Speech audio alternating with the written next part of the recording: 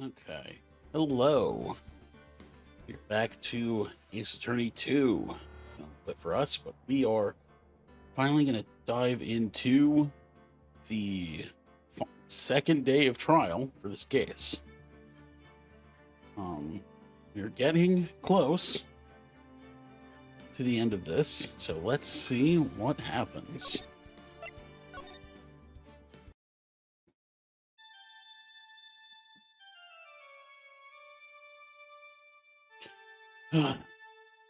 Oh, Already a good way to start.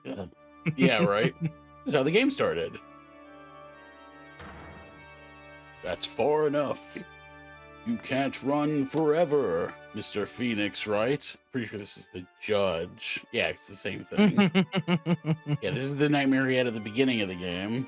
Yeah. What have I done? I cannot allow you to go on like this. I'm trying. How do we do it? I'm just a simple defense attorney, trying to make it imposing. Silence! You are no longer worthy of your title. Trying to make it imposing, but that's just a silly voice. Yeah. Kind of hard with the judge's voice. Yeah. I've had this dream before, someplace, some time ago. As if this day was written into my destiny. Today I'll stand in court as a lawyer to prove a killer innocent. Yep. Okay, I guess that's what we're doing.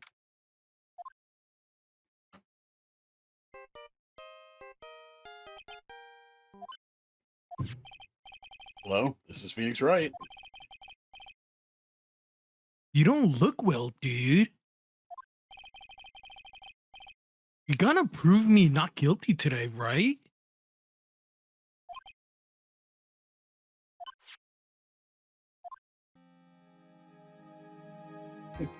He's standing right in front of us. Yeah. If you please, Mr. Lawyer. Remember, it's not just me. Your precious friend's life is riding on today's verdict, too. Now listen up. You better get an unguarded guilty sentence, okay? If you get that creepy slime bag and not guilty, I'll never forgive you, ever. Maya. Phoenix? Phoenix! Oh, it's Mia. Okay. I assumed it was Pearl, and I wasn't wrong. Mia? Maya. How's Maya? I don't know. You don't know? It's not as if I'm a freaking psychic. You are, though. She hasn't tried to channel me since yesterday. She's probably dead. Mia, what am I supposed to do? Kill him. Here's the knife. Well, like I said, for a lawyer, the worst of times are when you have to force your biggest smiles. But You can't give up. There's still some hope left. Not much, but some hope. stop it, please. There's nothing left. Not here, not anywhere.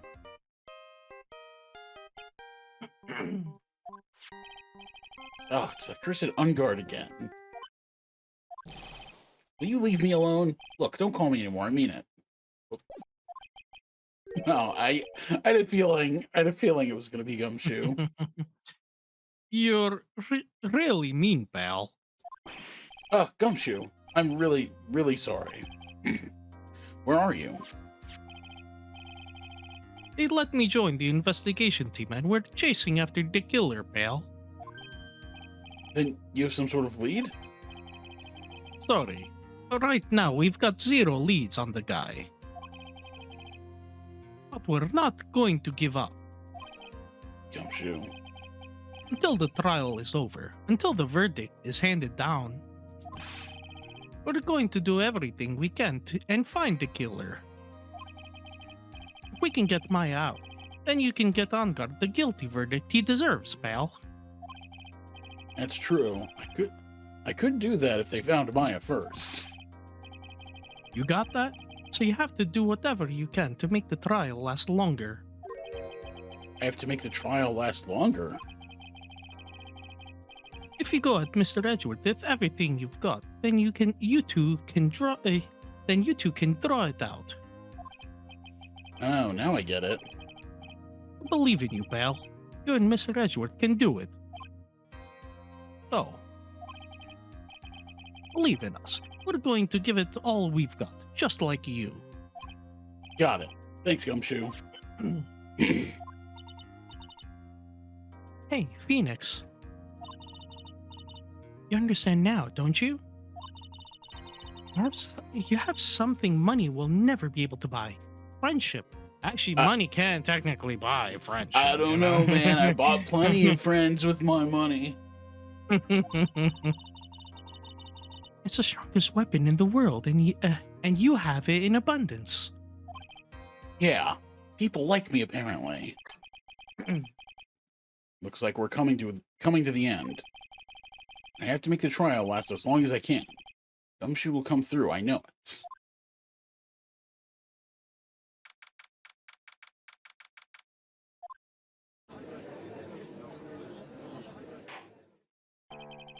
Court is now in session for the trial of Madame Guard. Defense is ready, Your Honor. The prosecution has been ready for a while, Your Honor. Now, as I recall, we concluded yesterday's session with a big mystery on our hands. The mystery being what exactly was Miss Adrian Andrews' role in this murder. That is to say, is she really connected to the crime itself? Mr. Edgeworth, if you would please inform the court of today's proceedings. Adrian Andrews. He forged evidence that threw suspicion onto Mr. On Guard, and then proceeded to escape the crime scene by wearing a nickel samurai costume. The guilt of these actions are those of which she cannot escape. Then you're saying that she's guilty after all. I'm not finished, Your Honor. Miss Andrews has nothing to do with committing the actual murder. I'd like to direct the court's attention to this card.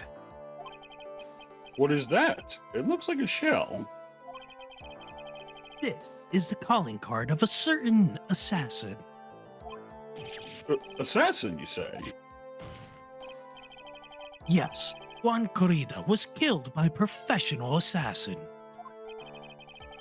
And the person who hired the assassin, his client, so to speak, is Matt On Guard. What a surprising turn of events.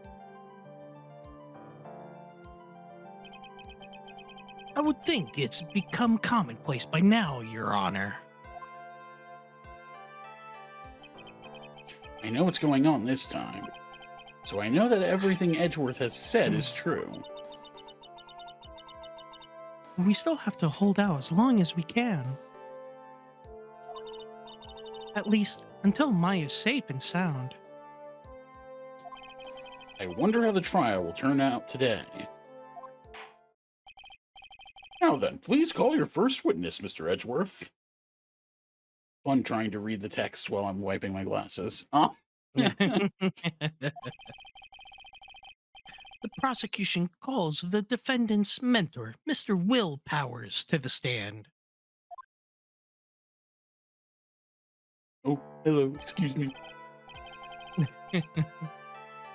Now then, witness, your name and occupation, please. Okay. I'm, Will Powers. I'm a poor, underpaid action star. What is your relation to the defendant? Well, that's... I guess I'm sort of a lousy mentor to him in a way, yeah. Mr. Powers, please, you don't need to put yourself down so much. Oh, sorry. Well, but I'm just kind of, nothing sort of guy. On the night of the murder, you visited the defendant's room. Is this correct? Yes. I didn't know that. But you know, I didn't actually get to see Matt when I went. All you need to do is answer what you're asked. Now then, I would like you to please testify about when you went to Mr. Onguard's room. Okay, sure.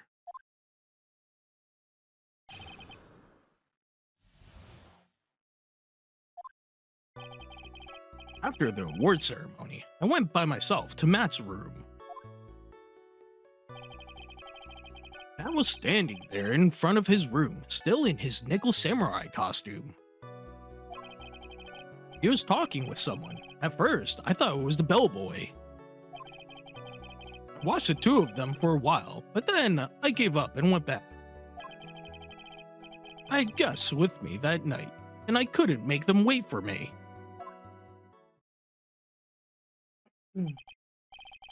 Nothing sounds out of place in Mr. Power's testimony. And talking with the bellboy is no big deal. If one assumes that the person Mr. Onguard was speaking with was an ordinary bellboy. What are you implying? Oh, you stupid judge. Well, Mr. Wright, let's have your cross-examination, shall we? Looks like we're in another sticky situation. Huh? But crap, can't you smell it, Phoenix? But for us to find out more, we're just going to have to charge in head first, right?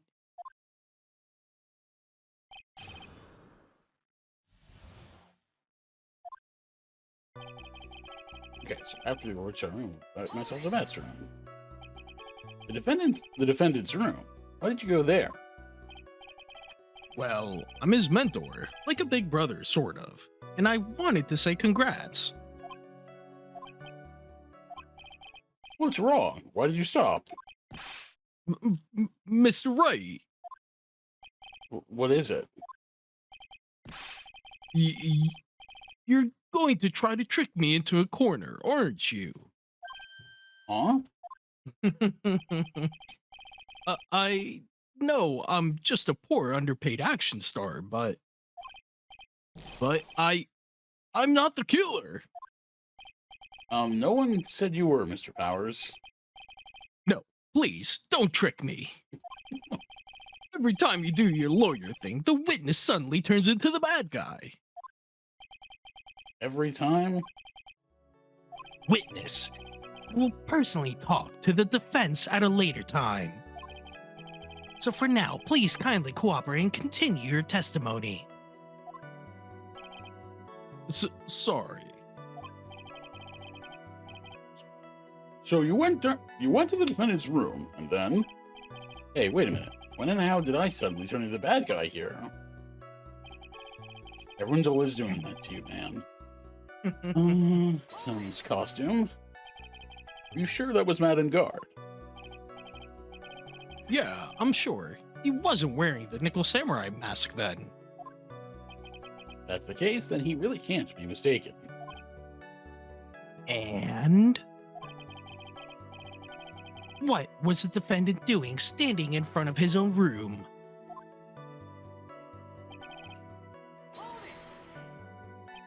At first, what do you mean by that? What do you mean by that? Well, he was in a bellboyish uniform, and he had a bottle of juice on a tray. Sounds like an ordinary bellboy to me. Yeah, but I didn't think he was a normal bellboy. And why was that? Why'd I think that, Mr. Wright? How am I supposed to know? Sorry. I can't remember right now. Sorry. I guess I'm going to have to wait patiently on this one. You saw the two of them, the bellboy and the defendant, together, correct? Yeah, the bellboy just wanted to say congrats. Now, while you were watching the two of them, did you notice anything strange? I did feel something weird. I think it was because Matt, well, he gave the bellboy a tip. Who tips bellboys? A tip? But that's a perfectly normal thing to do. Hmm? So how long did you watch the two of them? Not more than a minute or two, I think.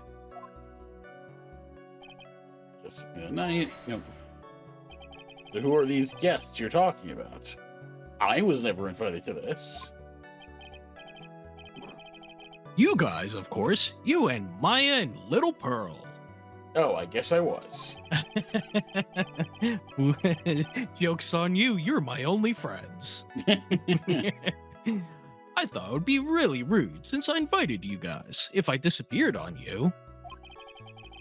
So I went back to my seat pretty soon after seeing Matt in the hallway. This is like squeezing water from stone. Probably pointless to press further. You remember this incident? Did Mr. Powers leave his seat that night? I don't remember that happening at all. I was making such a racket in her hyperstate. I ended up focusing on her. I see. In any case, from his story, he probably wasn't gone for very long. Also, I do actually have to... I have to present something. I kind of figured this would be like, okay, yeah, it's good. I was sitting there in front of his room, still in his samurai costume. That was the bellboy.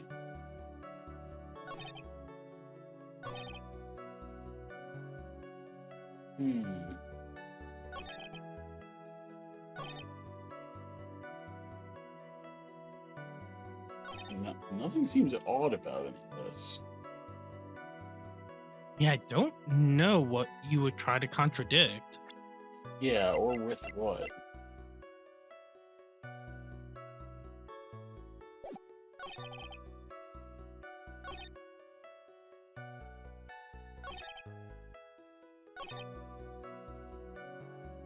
I'm gonna run through this one again. This is the one where he was just like, oh yeah, so this, okay, so I have a thought here.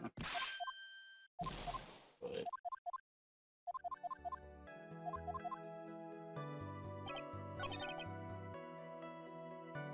I don't think this makes sense. Okay, no. Okay.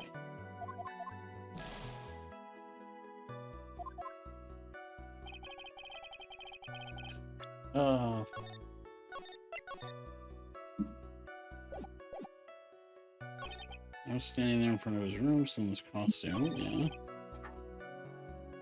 It's the bellboy.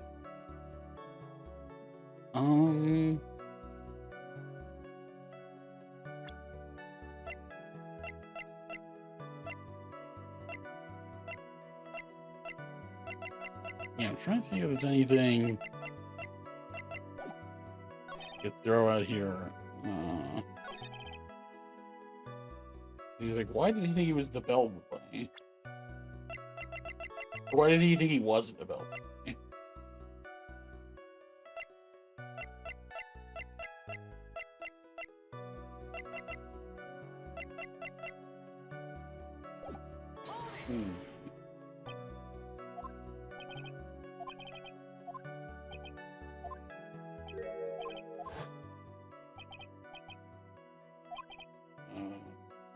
Give the bellboy tip.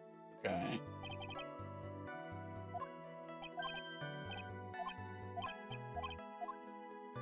Wait, I don't think this happened. Wait, what? I don't remember this dialogue. Oh, yeah, this is new. What? Oh my. That doesn't make any sense. We already went through this. Okay.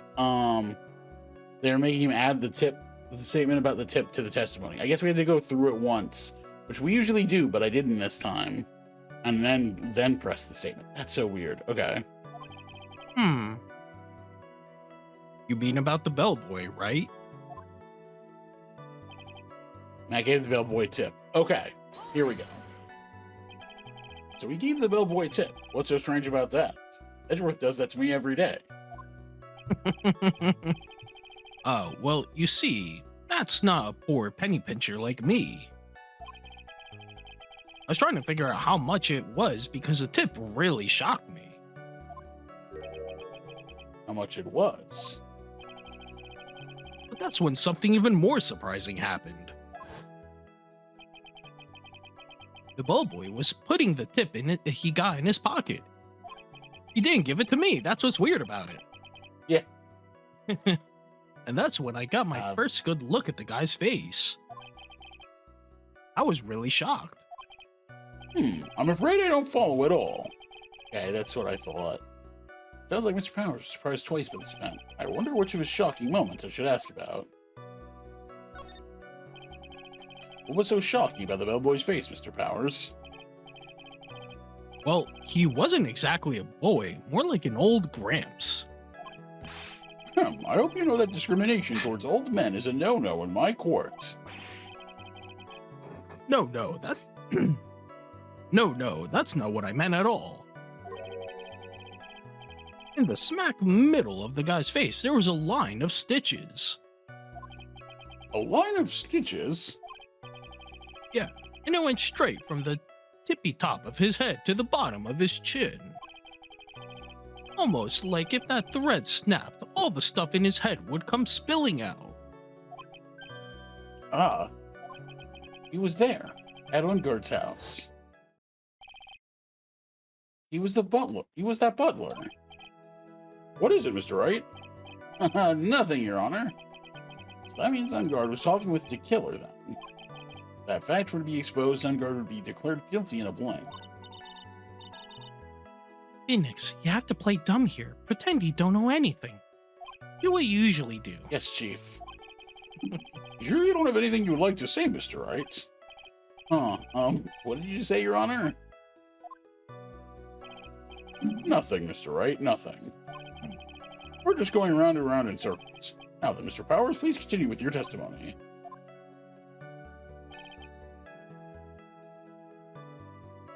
What if you chose the other option, the amount of the tip? Yeah. Well, actually, let's see.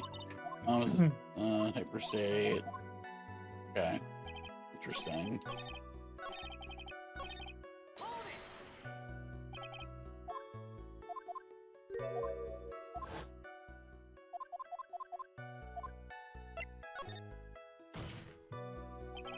The defendant is a huge star. He can afford to give generous tips, wouldn't you agree?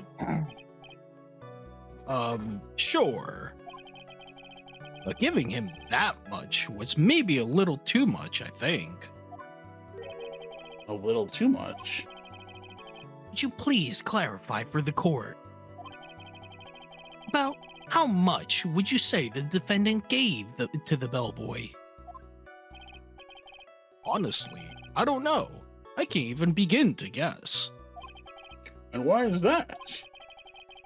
Because he gave the bellboy a really, really fat roll of cash. A roll of cash? Oh, well, how interesting. That certainly was a very generous tip, wasn't it? A very fat roll of cash that can hardly be called a tip, Your Honor. Except it's my tip. Yeah, what if it was just like a bunch of what if it's like 30 rolled up ones? Yeah.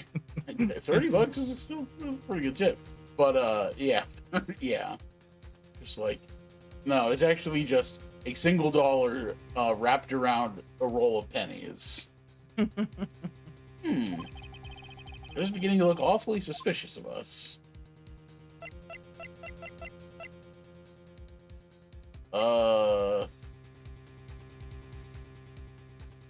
Huh. defendant is a superstar. That kind of tip is typical fare for people like him. Are you saying that all superstars are super spenders? You could receive large rolls of cash by simply bringing people things on trays. Then why on earth would I stand around here prosecuting? He's got a point. I don't even get paid, let alone rolls of cash for all my hard work.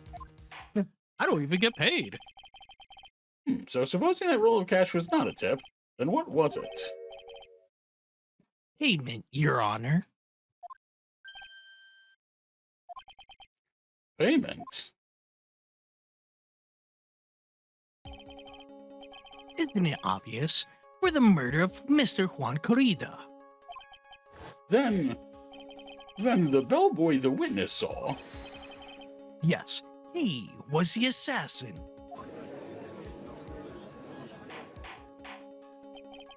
Hold your horses now. Mr. Edgeworth, you don't have any proof of this. You don't have any proof of this, do you? Have I ever been unprepared to support my claims, Your Honor? I have here the card Shelley the killer left at the scene of the crime. Shelley the killer. He is the person the police's special investigations team has been chasing for ages. So, like, Shelley is the shell in the cards because his name is Shelley?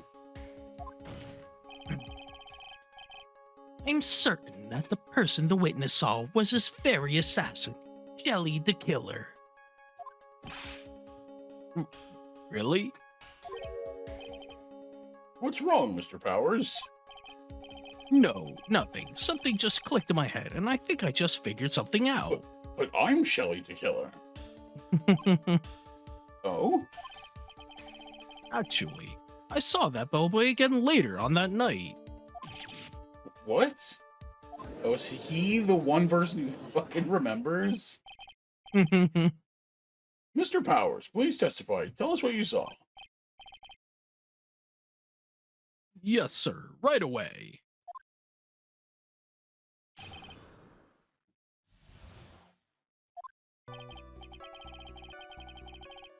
This time, I was in that hallway because I had to go to the bathroom.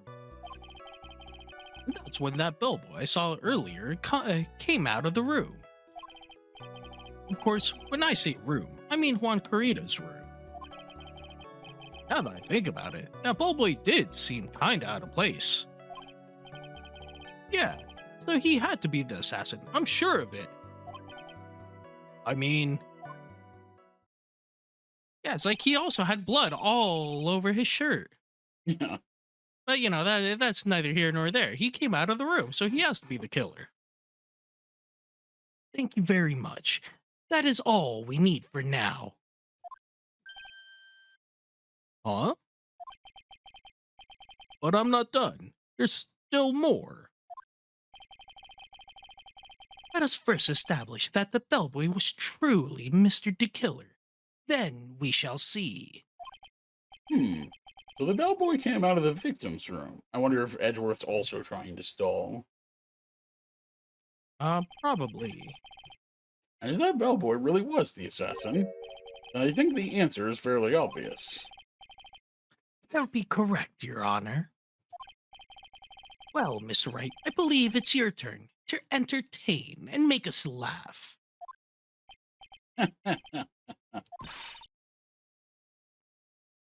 This is no laughing matter.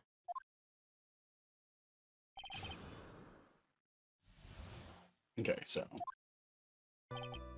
It's in the hallway because I had to go to the bathroom. When that bellboy I saw came out of the room, Juan's room.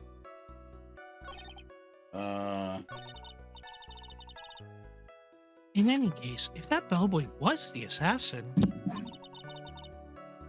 it would be very bad for us.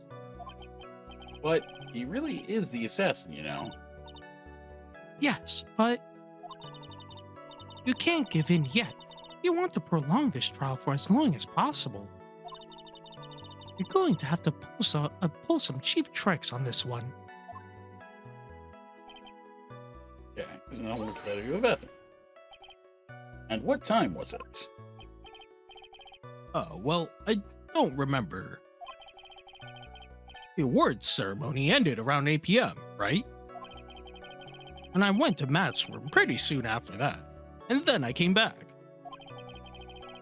And then I went to the bathroom. So I guess maybe it was around 8:10 p.m. by that time. You're not one for details, are you, Mr. Powers? Sorry. I thought I could maybe catch Matt and say my congrats. Yeah, this coming from the judge who literally earlier in the game was like, wow, you lawyers really get stuck up on the details, don't you? Okay. Came out of the room. Are you sure it was the same bellboy? Yeah. And how could you tell? All the bellboys wear the same uniform after all. And the same zippers down their faces. But you see, well, he had those stitches on his face.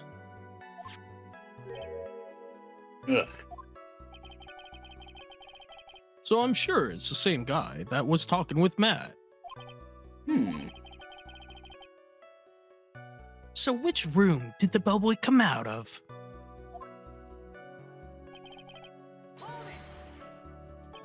The victim's room, huh? Yeah, the one with all the really pretty flowers and teddy bears. It was Juan's room, all right. Words cannot describe how screwed I am. Let's continue with the testimony, shall we?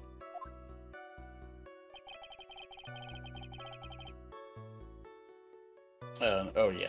Did see that place. So what exactly was so out of place about him? Right. Why the insipid grin? Maybe because I have no idea what damaging thing he's going to say next. Well, the bellboy was empty-handed. Empty-handed? That bellboy was one of those room service people, right? But he wasn't pushing a cart and he wasn't holding a tray either. You'd call that a little strange too, wouldn't you? I agree that it is a bit strange, Mr. Powers. But is it really that unusual for a bellboy to be empty-handed? What should I do? Should I let Mr. Powers' testimony slide, or try to pull a fast one? There's nothing strange or unusual about an empty-handed bellboy. He wouldn't just take the murder weapon with him, would he? But there really is. There really isn't. Wow, great job on this one, right? Yeah, you great really response. know what you're doing here. Maybe that's why he's having those, nightmares. Because they're coming true. Yup. If you two are done being school children. Oh, that is the end of the line, okay. So, Yeah. I mean, if you want, I could say. for some reason, I thought you sport stopped record. mid-line.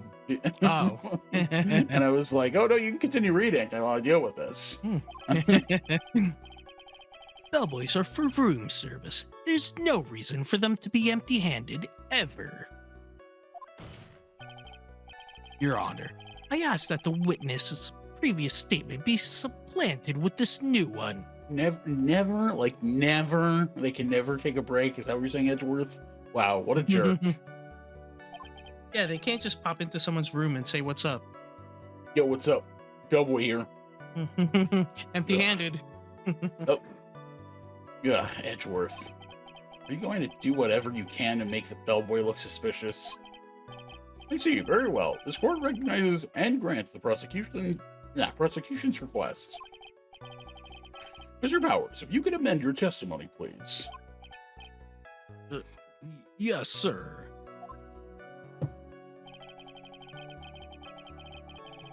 I thought it was kind of strange for a bellboy to come out of a guest room empty-handed. Yeah, but is it, though? So you're saying that it's suspicious for him to be empty-handed? Yeah, Really suspicious.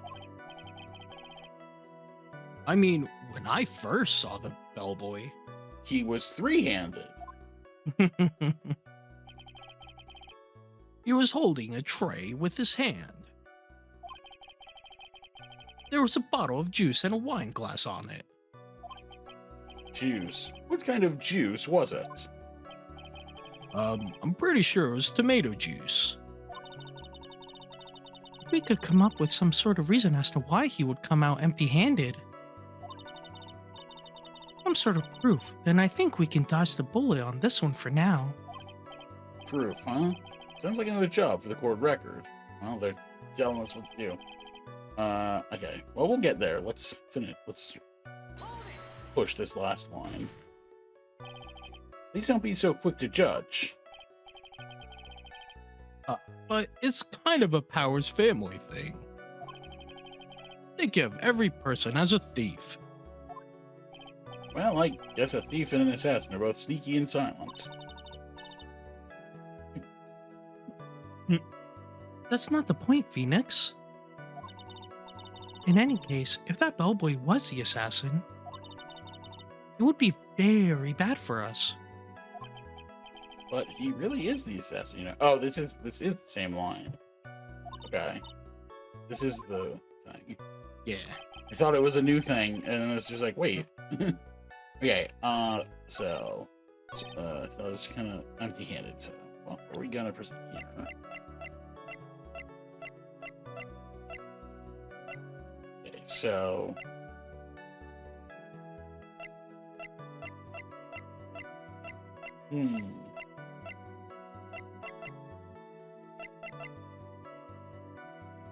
oh, maybe we say that maybe he was dropping off a bear. Like it was a gift, and he had his hands full, and then he left, and he was like bringing it there. I'm trying to think what else it could be. But he didn't have a bear with him, like in that scene. No. We're saying Will's saying that he saw him later coming out of a room, like way later, and we're saying and he's saying he's weird that he was empty-handed. It's like, well, maybe he was bringing a present that required him to hold it in both of his hands, which is why he didn't bring like a tray or anything. Something that wouldn't make sense to bring a tray, so that when he would come out, he wouldn't be holding a tray or anything, because he had to hold the bear with both hands. That's what I'm thinking.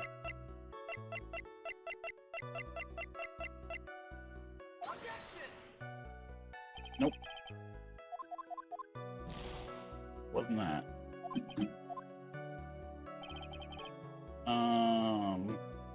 It could have been. Whoops, not what I meant to do. Great.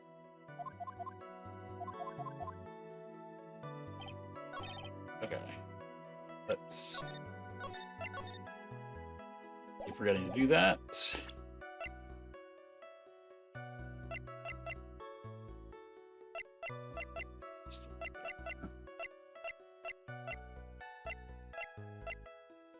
Yeah, I'm thinking, I mean, it could be the other bear, but the other bear we found in Matt's house. So I don't know.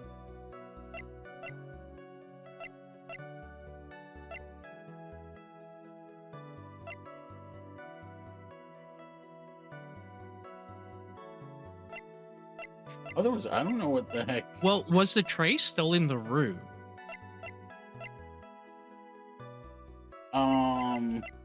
Like, if you go to the crime scene photo, like, was the tray still in the room? Because that might be, like, he just left it, like... Oh, the tray is still in the room. Yeah. Oh, then yeah, maybe. The only reason why I'm suspicious... This might be it. The only reason I was kind of suspicious about this is because we know that, Adrian poured that glass. But, I mean, I guess if he brought the juice... I mean, I guess that's irrelevant here. If it's just like, oh yeah, he brought the juice and left the tray there. Okay. Yeah. Mr. Powers. Yes? You're easily influenced by other people's words, aren't you? As soon as you heard that the bellboy might have been the killer, you got caught up in believing it must be true. But, isn't he really suspicious? He's got all those stitches and So, a baseball has stitches. Are you saying all baseballs are suspicious because they have stitches? Well, they can kill people. mm, mm, well, there's also, I mean, what about him being empty-handed? I would like to ask the court to please take a look here. This is the crime scene. There's a wine glass sitting next to Mr. Kurita's body. The liquid inside this glass is tomato juice. And now, if you would look at what is on the top of the table in the lower right corner here, anyone can clearly see that it is a tray with a bottle of tomato juice on it. The bellboy had just brought this to Mr. Kurita's room. He left the tray in the room, which is why he was empty-handed when he left. But and it has nothing about the fact that he also left the body dead. That would mean that the bellboy had seen and left a dead body in the room. But can you prove that Mr. Kurita was already dead at that time? Mr. Edgeworth? Yes. I blame you for leading me down this route. I'm terribly sorry. What is with him? Why is he laughing? Witness, isn't there one more thing you would like to share with us? I think we'll have him share that one last thing with us next time.